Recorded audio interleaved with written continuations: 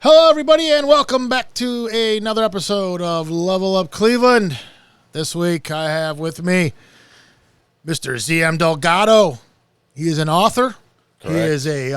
He has a website called zackalantern.com, and a portion of this website is a thing he does called the Rust Belt Rock Review, and that's kind of what we're kind of like really wanted to talk about with some of what you do with that. But we'll talk about the whole thing. And first of all, thanks for coming. Absolutely. I appreciate being here. Yeah, that was cool. You came in a pinch for us too. I appreciate that, man. More than really happy cool. to. And but yeah, so you're an author. Let's Correct. start there. That's your primary thing. You're a journalist, a writer, or I always wanted to chase after that, the great American novel kind of thing and get there. I tried dozens of times and failed, but eventually I completed a book. It's a 3-part series as of now entitled The Documents of Stone. It's fantasy fiction. I spent some time working on that and had limited success in getting attention, So I started with some short stories. Then I ran into this, how do I put these stories out? Because every social media outlet has character limits and things like that. Oh, right. And you're not just going to post a 30 to 50 page story in a Facebook block or something. No one would read that anyways. Exactly. Right. They scroll right past it. So at that point, I set up the website for a medium to have somewhere to share to. Got some, feedback from that. People, horror fans, checking out my stories and my novels. But then me and my buddy, Chen Killingsworth is his name. He goes to most shows with me. Got to talking about how I could kind of get more traffic. And I said, you know what I should do? I should start reviewing albums and stuff. Just because most nights it's me and him hanging out, drinking a couple beers and talking about heavy metal and hard rock music. And I love to write. And I put the two together. Did a couple reviews of Crowbar's new record and Sabaton's new album. Went fairly well. Just 2 records I was picking up anyways. So I figured, why not jot down my thoughts? Right. And we drove up to a little club called Parts and Labor in Michigan to see the band Lich King from Massachusetts, who I've been itching to see for a really long time. And it was for my birthday weekend. So we got up there, and I knew it was an underground thrash show, more or less. So I reached out to Cleveland area band Assault and said, hey, do you have some flyers, stickers, or some promo demo, something you want me to hand out to, out-of-town metal crowd? And that's when I found out that frontman of Assault, Dylan, actually doubles as bass player in Mutilation Barbecue, who was one of the opening acts that night.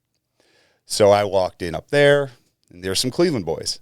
And so, we get to talking. And the show went great. And while I'm there, I'm handing out my card to people. Had quite a few beers, was feeling pretty bold.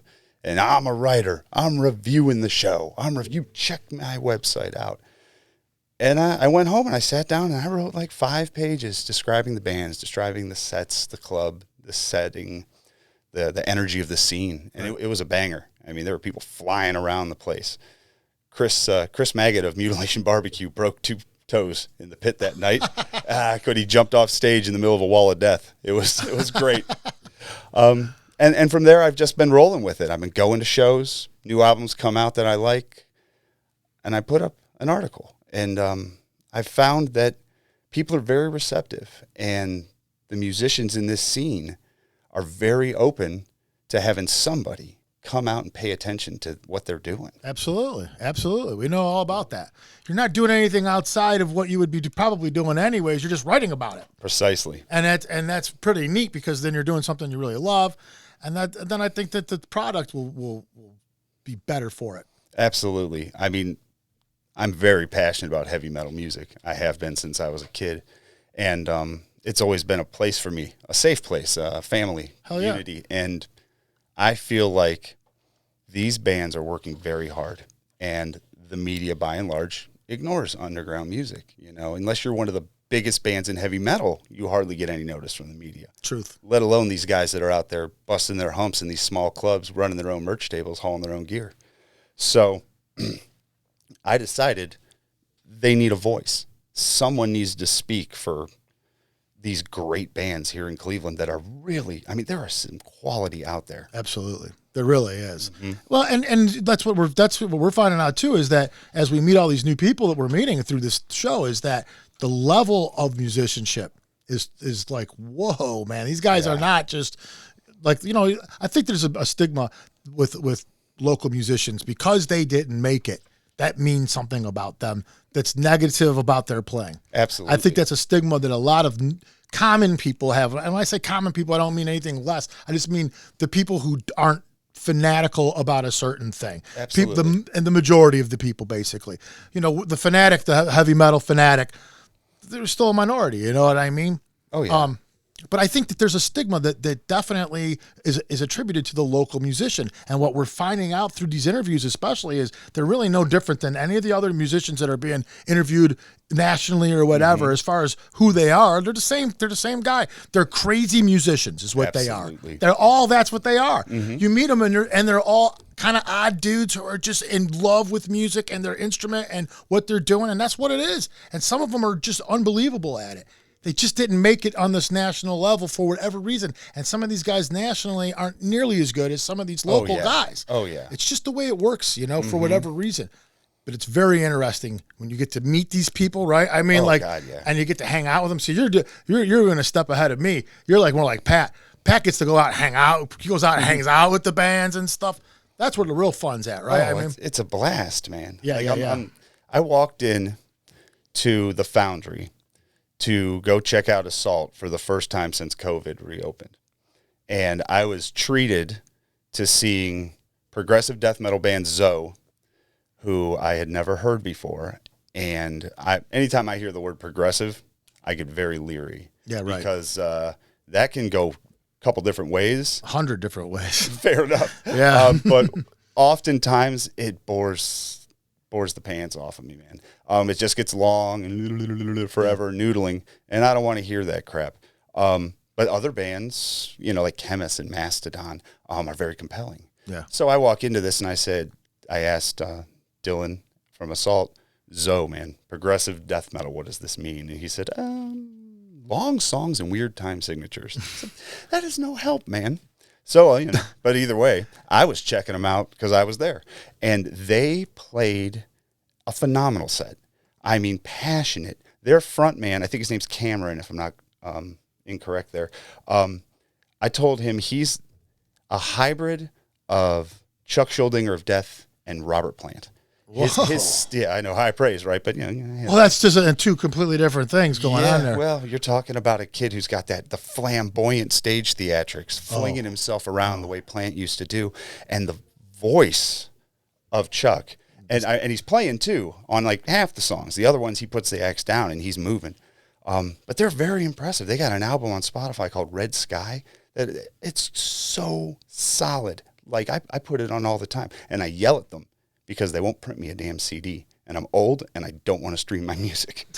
Now, do you pick these bands yourself to go out and kind of like, is it something, or does the bands, have they come to you now and said, hey man, come on to our show, like to try to get a review? A little bit of both. I don't have an editor or a publisher or anyone who sends me anywhere. I kind of just follow the scene. I'm very hot on Assault right now with their forthcoming release, and so I've been going to a lot of their shows. The best thing about that, though, is that they're playing with 3 to 5 other local bands every time. Sure. So it's like going to your favorite restaurant, getting your favorite dish, and then having your choice of brand new side dishes. Yeah, they come out and they're like, oh, we also offer this. Yeah, build your own combo. It's pretty excellent. And I have also been solicited by a number of acts, both locally and from out of town recently. Last weekend, I was down at Maple Grove Tavern. I got to cover Pigweed and Kansas City's Dreams in Peril on their first ever tour. Got to interview with those two bands. I also was lucky enough to discover a really cool kind of blues rock band out of Columbus called Dressed in Electric. And they really impressed me, man. These guys were cool. They're a little bit older, probably late 30s, I'd guess. They play very hard, very well. And they're like in the vein of like a Corrosion of Conformity kind of. That's cool. Not quite that metalish, but they're kind actually of that vein. Yeah. It's got a Southern rock blues twinge to it, and it's very good. Have you been in the situation yet where you went and you're just like, oh my God, now I have to because I mean, how do you feel about that? Well, here's my thing. National bands, your head's on the chopping block. You come to my town, you're going to put on a show for me. And I'm going to be honest, because you got here on your own and you need to know whether you're doing great or not. For my local talent, I try to take a fair approach, but I don't like to, for lack of a better term, I don't want to shit on them. I don't want to shit. I agree. I agree with that. So when I look at a band, and first of all, I try to discount subgenre issues. Like if I don't like nu metal, I don't like country music. I would never cover a country band. That's a bad example. But there's lots. I know what you mean, though. Yeah, I know what you mean, like it's not your flavor. Not my thing. So you're not really judging this fairly because your bias is entering. Yes. So what I do in that situation is I always look at musicianship because I can tell if somebody's playing good stuff or bad stuff, regardless of genre, or performance energy, which is very important to me, connection with the crowd, passion in the set. And then I will try to highlight the kids in the room who are just losing their minds, banging their heads, moshing, 5-dude mosh pit, beating the hell out of each other. Yeah. The guys who are just, they love what's happening. And then I talk to them after the set. Yeah. I was going to ask that. So, like, you ever just spark up conversations with the fans and just be like, hey, when I used to go to all the shows, I would just do that in general anyways. You just find, because it's a great place to meet people. People are in a great mood, and it's you could get really good conversations with people. Yeah, people have something in common with you. Yeah, I've met a couple guys here and there over the years, a couple ladies that I see at every gig. Yeah. And we've become friends. We talk, we communicate on social media, we share show info. So it's a great way to meet people. I mean, now I used to come up to people and say, hey, I love your shirt. Oh, that's a great patch on your vest, whatever it is. Now I walk up to people and I ask them, how did you enjoy the set? And I give them the card. We still talk about shirts and vests, but right. I've got this new segue into conversations with different people and also members of bands. So it's very interesting because now when I approach an act and I hand them the card and I explain who I am and what I do, I get a very different response than I used to get as the casual guy in the black shirt coming up to the table saying, you rock. I've been fortunate enough. I mean, I even got to speak with Pepper Keenan of COC at the last time they came through on Industrial Strength. And it was cool. I mean, those are great guys. If you ever met COC, they're so down to earth and so fun. I've had the opportunity to talk to them a number of times over the years, but this is the first time I ever approached them in this capacity. Recently, some of the shows that you've been to, do you actually go to shows that you don't necessarily, maybe you wouldn't go to now? I mean, we discussed earlier that this is what you would normally do. Mm-hmm. But do you find now that you're looking for more shows to go to because now that you've kind of got this thing going on? Yeah. I'm constantly scanning, social media and all the club posts to see who's playing where, when. Keep an eye on my calendar, try to make everything match up. And try to get, different try to have stuff. something. Yeah. And if I don't have a show lined up, I'll do an album review of some kind. There's always something new coming out. So you just pull from that. So if you don't have a show, you got something else that you do.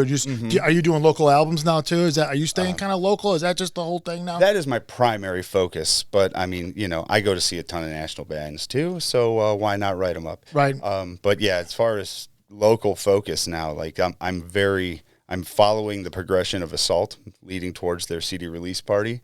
And all the bands that are sharing the stage with them along the way are getting write-ups because I'm really enjoying what I'm seeing as far as their friends in the scene. I see the Assault logo a lot. Yeah, I see that a lot. It's pretty cool. I mean, we actually have Terry Johnson from Bessemer Saints. When he was in here, he had the Assault shirt on. Yeah, I noticed that when I saw the interview. I was like, gotta help out your brothers in the scene. That's excellent. So what I want to talk about with you is we start off talking about you're an author. Correct. And so this is more of journalism, what you're doing here, you're writing about and stuff. But so you wrote some books and stuff that's how you started that's how you started writing basically. You're starting and you touched on it, but what was some of the stuff that you did? Like you told me before you even did some like kid stuff. Yeah, well, I have a children's book. It's called A Werewolf at My Party. And it is something that I wrote for my nephew.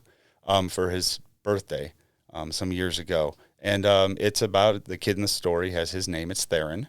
And it's about his birthday is coming up, and his mom invites everyone in the neighborhood to the party, including the new kid down the street who's a werewolf. And Theron is understandably concerned about this and says, I don't want a werewolf at my party.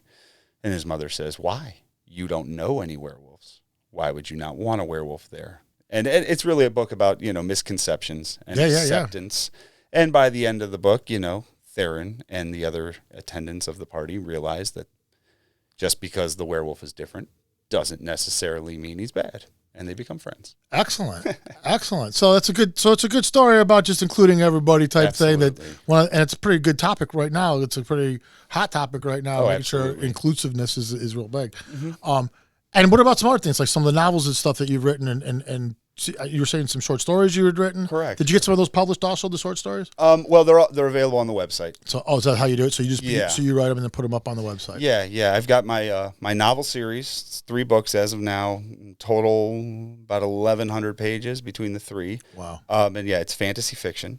It's in the vein of Lord of the Rings, Harry Potter, his Dark Materials sort of stuff. If you're fans of those books, those series, or even the film adaptations, you might want to check them out. It's pretty cool. A little more mature than Harry Potter, not as wordy as Lord of the Rings. I'm certainly not a linguist like Tolkien was, Right. So you're not going to get any lengthy elf soliloquies. For this, do you come up with a lot of characters? Oh yeah, there's a pile. So I always wondered about something like this. I remember King's one of the drawing of the 3, the gunslinger, all that kind of one, right? Oh, you want to talk about the Dark Tower? We'd be Right, here the for Dark a Tower. long time. Right. And I read that, and I'm just saying that what you're saying kind of reminds me in that vein where it's like you're writing a book that could be this big, and you're just doing this instead for the reader's benefit. Yes.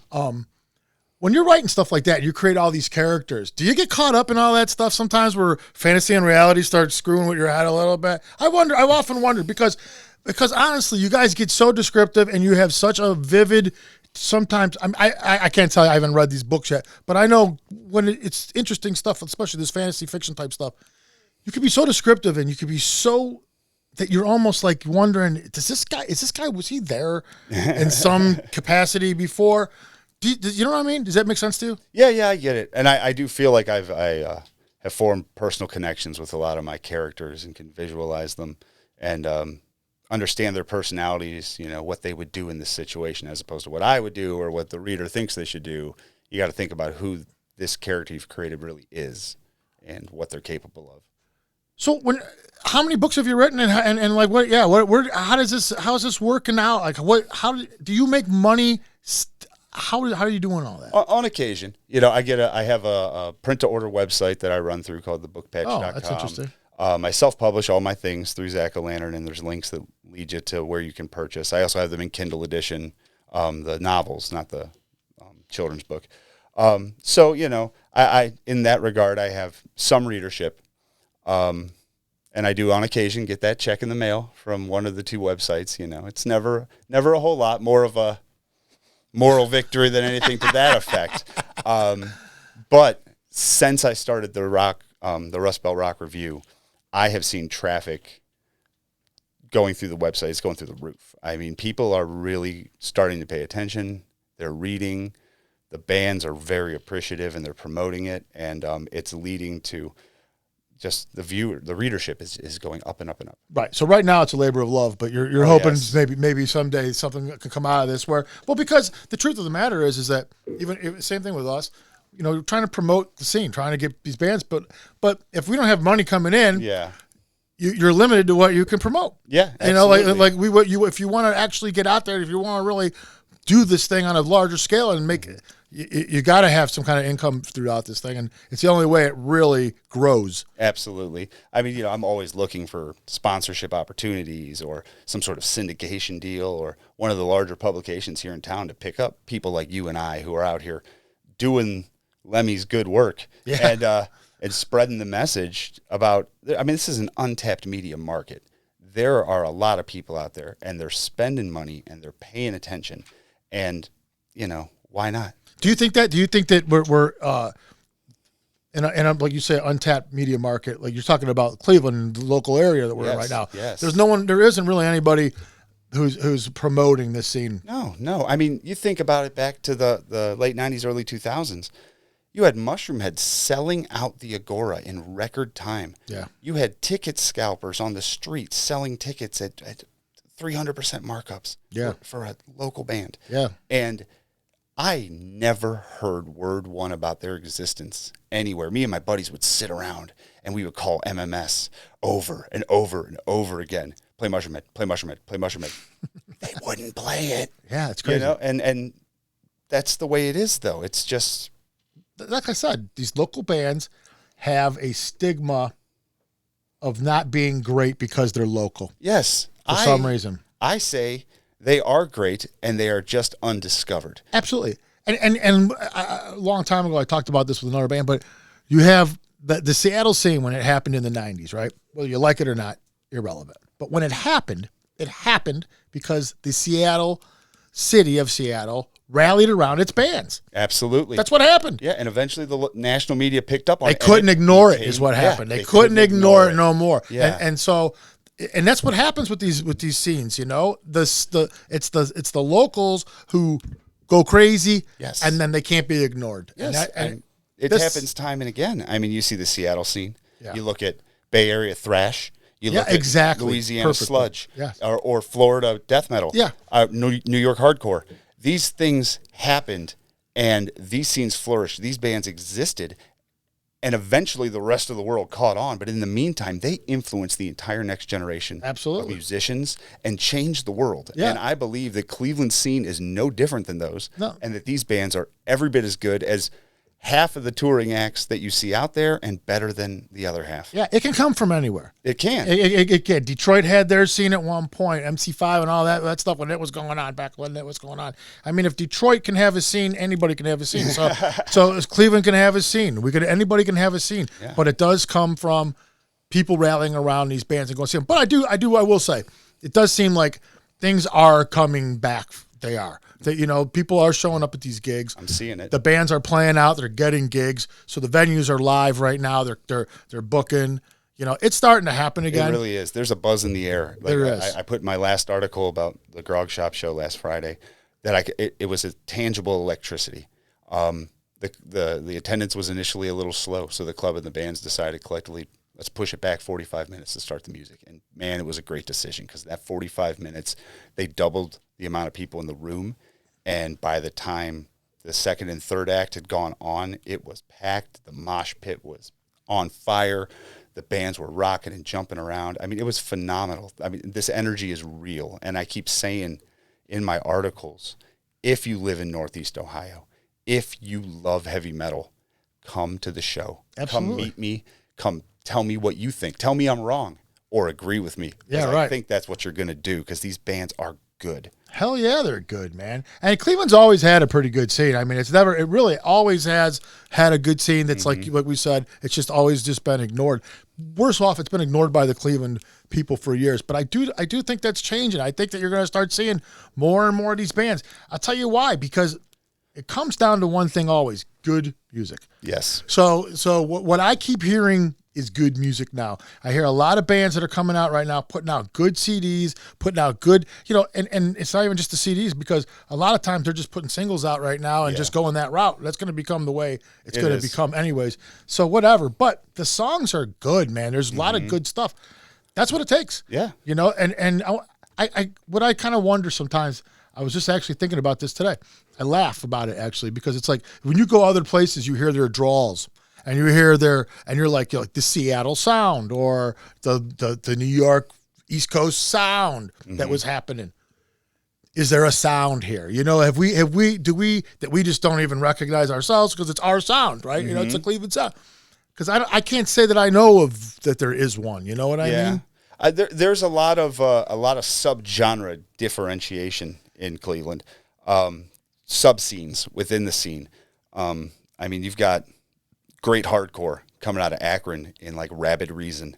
Yeah, Akron's really getting a hot spot. It seems like they're punk and hardcore scene down there, Akron, Kent area down on the south side. There's another band called Off Course out of Kent that's very good. And they're both out there working. Similarly, up in Cleveland and on the North Coast side of it, I've noticed that there's a very big, I guess you call it death thrash thing coming. It's almost like the musicianship of thrash metal, death vocals, but without that power metal aspect that you get in like a melodic death metal band. Now, I don't know how unique that is to here, but there's a lot of bands that I'm noticing, Cleveland, Michigan, Wisconsin, that are going in this direction. And these bands are playing together. They're trading shows and touring up and down together. So you can see there's overlap and there's influence going on between them. Yeah, that's cool too. That's the scene needs that too. Mm-hmm. You need the bands first to be able to all figure it out that we all work together. Yeah. You know, this is going to be a lot better for everybody. Well, yeah. I mean, if you got a place to crash, you know the name of the cheap hotel, you know where the good food spot is. You know, like you can't find that out until you go there unless you've got a friend ahead of time who can be like, yeah, man, we'll sponsor you when you come in. That was what was real cool about my Maple Grove show last weekend was it was Pigweed, and they had Dreams in Peril on their first tour. And Dreams in Peril kept going on and on in my interview about how they were so appreciative of Pigweed because they were showing them the ropes, and they were helping them avoid the potholes and make the most of their time on their first tour. And it's real cool seeing that mentoring process go down. What was the best review you ever gave? What's the best when you walked away? Not to promote anybody, honestly, who's the best one you were like, that was the shit? Well, I'll tell you. I mean, the one that I think I got the most absolute joy out of writing was my Danzig post. I mean, I got my. I wear the mark with pride. No Danzig. kidding. When my old man took me to my very first gig in 1994, Metallica at Blossom, when their hair was still long, and I was a 14-year-old kid, just frothing at the mouth for this show, my first concert. The opening acts were Suicidal Tendencies and Danzig. Yeah, and I have been a very big fan of both ever since. But if I had to choose, I would say Danzig is my favorite band of all time. No kidding. Do you go back to Sam Hain and Misfits also? Oh yeah, man. I love it all. I've got the Black Aria classical albums as well. I listen to them while I'm writing. But I've seen them many times over the years, and every tour, Glenn threatens this is the last time. Right. So every time it rolls around that there's one coming, well, maybe this is the last time. I mean, Glenn Danzig is in his mid to late 60s at this point. Yeah. So we made the trip down to Cincy, and the opening acts were really good. If you don't know about Crowbot, check them out. They are out of Pennsylvania. They're great. But I got to see Danzig play probably the best set I've ever seen him perform. He's a moody dude, so when he's pissed off, there's nights when he's not feeling it. You can kind of tell. He was definitely feeling it in Cincinnati that night, and he played a lot of extra songs. And the thing about it that made it so special was, of all the shows over all the years I've seen, he never played my favorite, and that's Killer Wolf. And he did. Oh, that's always the kicker, man. Yes, and if this is the last time I get to see my favorite rock star perform, he made me cry because he played my jam, and I was telling people, it's like I felt like one of those dudes you see in like the mega church videos, just. It was just letting it wash over me. It was thank you. Yeah. It was cool, man. One of those great moments in metal fandom. I mean, the Rust Belt review and then my creative writing run tandem to one another, but I do know that there is overlap between horror fans and fantasy fans and metal fans, but it's not 100%. And a lot of people are not readers, so that was part of the reason why I wanted to do this, because I wanted to connect with more Clevelanders as an author. But I needed a different format. So yeah, it is kind of neat that you do the written form, and that's because that is kind of it's dying art. Yeah. And one of the things they're replacing it with is like the audio versions of books and stuff like that. Mm-hmm. Are you into that? Have you been doing that, or are you thinking about doing that? I would love to, and I do have a small home recording setup. It's not set up; it's in boxes in the closet. But I have the capabilities to do it. But I do have 2 small children at home, so locking myself down for several hours and expecting some recording environment to exist is a pretty tall order. It would be cool to do. I do listen to a lot of audiobooks to try to keep fresh ideas in my head. I would love to do that in the event that I could find the right situation to make it work. Yeah, it seems like your stuff would reach a much bigger crowd if you could get that. It would. And while I'm pretty good talking, and I think I'm very good at writing. I actually do a very terrible job of reading aloud. Really? Yeah. You sound like you're reading when you read? Well, no, I stumble over words. I skip them. I'm terrible at it. I don't know Really? what it is. I think I'm thinking too much, not paying attention. I can read silently just fine. But I try to read out loud. I'm, mush mouth. So I don't think I would be a good fit to narrate my own work. Well, as an author, do you think that, like, when you're writing a book or when you're writing this stuff out, because reading something and hearing something are two different ways to receive anything. You're going to process it differently. Yes. As an author, how do you feel about audiobooks? I mean, how do you feel about your work being translated into somebody speaking it to somebody? Do you feel weird about that because it's not being read? It is an odd sensation. I'm glad you actually brought that up. I was actually featured on the California Gothic podcast, narrated by Lucas Coleman. He adapted my short story Liberty and Death, and I think he did a bang-up job of it. He's a very good narrator. He had some nice little atmospheric, creepy sounds in the background, some cool synth sounds and stuff. Just adds like a spooky atmosphere. But that was something, as a writer in my career, that when it happened, it was huge for me. I was just like, oh my God, I can't believe this. Because I listened to all my favorite authors on tape frequently, and to be able to hear my own material read back, by somebody else, someone who's pretty professional and does a pretty good job, I was very, very pleased with it, and it was, like I said, very fulfilling. So did they interpret their own? Did they put their own interpretation of what, or did it all kind of fall into exactly the way you wrote it? More or less. I mean, like the one character, the voice he chose was not how I had envisioned it, but it certainly was not that kind of thing. Yeah, but I mean, you're talking about nitpicking there. Well, no, but it's little stuff. But it does throw things off a little bit, right? Because this is the voice in your head. And that's the voice. Mm-hmm. So all of a sudden you get a different voice, and I'm sure you're like, for a second, I'm sure you adjust just absolutely. Fine. But you know what? On the other hand, this man is an artist in his own right, and I want to respect his work, his vision. And as an independent reader who doesn't know me, the reader interprets. You see the movie version of your favorite book. You go, yeah, that's not how I pictured him. He was taller in my mind. 100% true, though. That's a good point. That's a real good point. I mean, it happens all the time, I guess. I've listened to his prior episodes, and I was very excited to work with him because Lucas does a very good work. His narration it's a clear diction, but he's got that sort of voice that it's just a little bit spooky. And I thought he just did a great job with Liberty and Death. That's cool.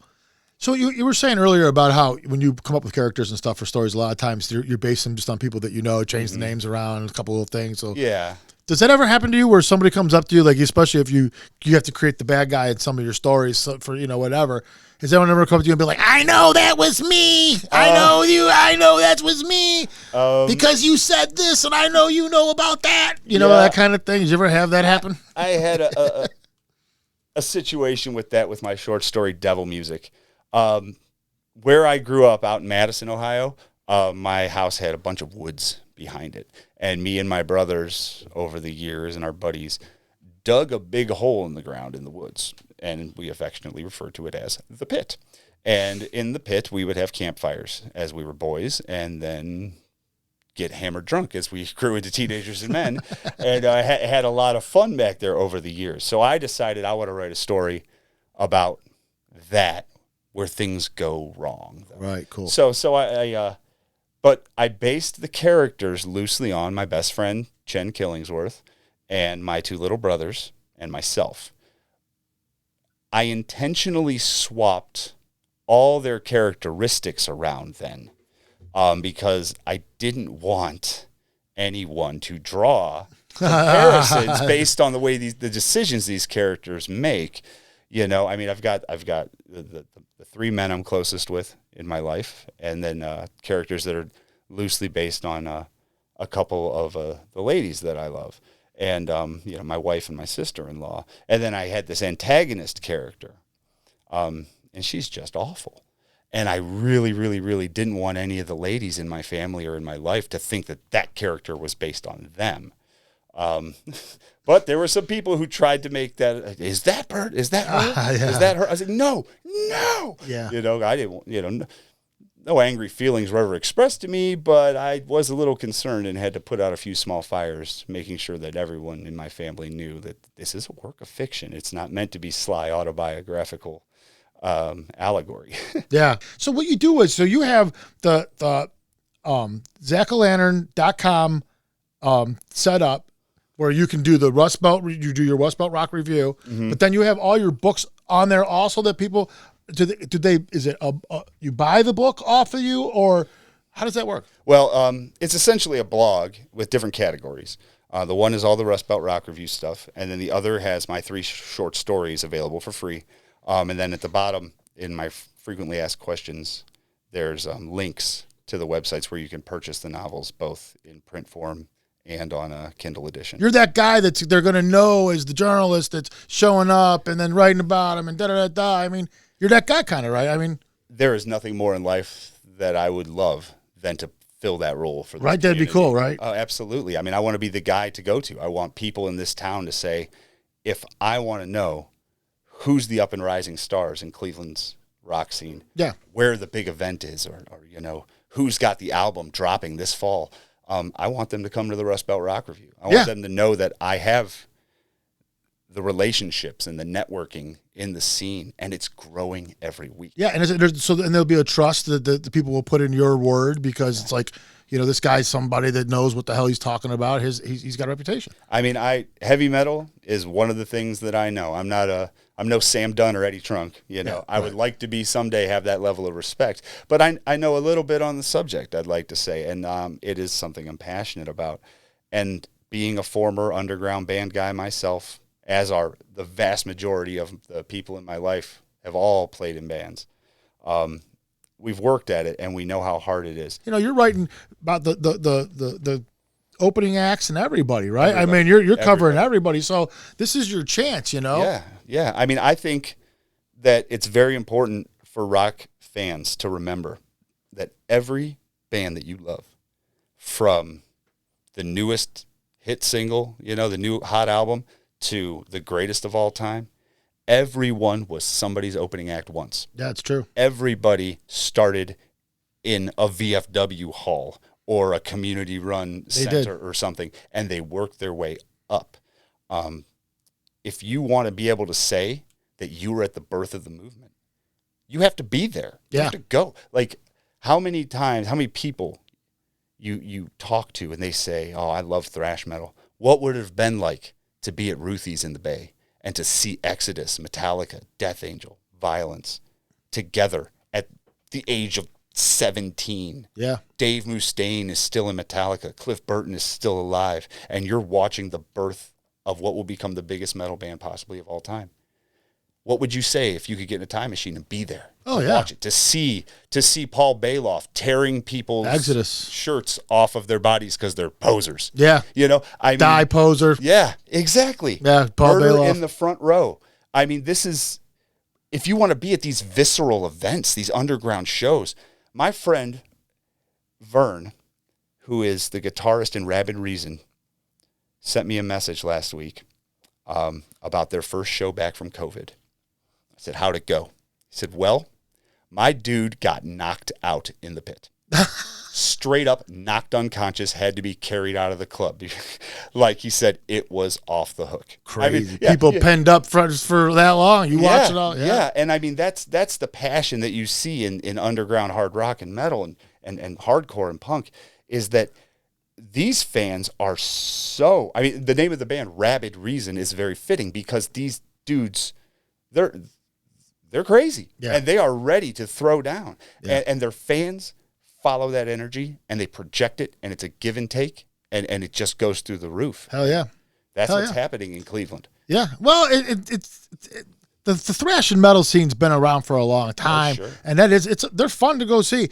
I think if there's people who haven't seen one, they have to understand that you don't necessarily have to be in the mosh pit. Oh, no. I think a lot of people don't know, because when you hear about these shows, you know, it's like, oh my God, oh my God, I don't want to see that. No, it's the middle usually. It's the center. Yeah. The center's insane. Yeah, you can determine. There's a lot of people who are my age that go to see these shows that aren't getting in the middle any longer. So there's got to be a place for us. It's like a wheelchair section. Yeah, more or less, man. But people need to understand that like there's rings. It's like an onion. Yes. You want to be at the epicenter where the action is. Yeah. You could be there. But there's plenty of places in the club that are very safe to hang out. You're not going to get touched. And, yeah. I mean, but me, I got a bad back at this point, so I try to stay out of the pit unless it's a very special occasion. Yes. Sometimes you can't help it, right? Oh yeah, when the spirit takes me, man. I mean, I'm out there. But more often than not, now I'm on that outer ring of the pit, helping hold it together because I can get reaction shots of the crowd close enough to get good shots of the band. Though I will admit that at least 3 recent shows, I have had my phone blasted out of my hand. Oh, I lost a full PBR tall can last weekend, man. This kid he was going off, and he just flew loose of the pit and right out of my hand, and I picked it up, and it's just. Oh, kid. Hey, you know what? The grog shop has $5 tall cans. It was a small hit. I recovered. That's good. $5? Yeah, man. Really? Ooh, 24-ounce tall boy, man. Oh, that's a good deal. Cost effective. Yeah. See, there's another reason you go to these local shows. You want to go to Blossom. You want to go to see these other shows and pay $15 a beer. Yeah, You're man. out of your mind. You go to these local shows, at least you can get a beer at a reasonable price. Oh, yeah. And a lot of these cover charges are $5, $10 to see these shows, if there's any at all. Yeah, absolutely. And I mean, you get in with the bands, and there's a lot of younger people out there who are hard up for the cash. They don't necessarily have $10, $12 in this economic climate. These guys they bend over backwards to bring fans in. Yeah. In fact, Assault, on the last time I spoke to them, as far as I know, their CD release party is going to be a free show. Oh, that's great. Because I spoke to their frontman, and he said something very important to them is to make sure that after all the hard work over these years, getting to this point, they don't want a single fan left outside because they're short $10. So they're gonna be eating the cost on that, paying the club up front, and letting anybody who wants to come out and see some good heavy metal in for free. So that's pretty rad. Sweet, man. That's sweet. Mm-hmm. All right, man. I think we're gonna wrap it up right there, dude. All right. Awesome. Cool.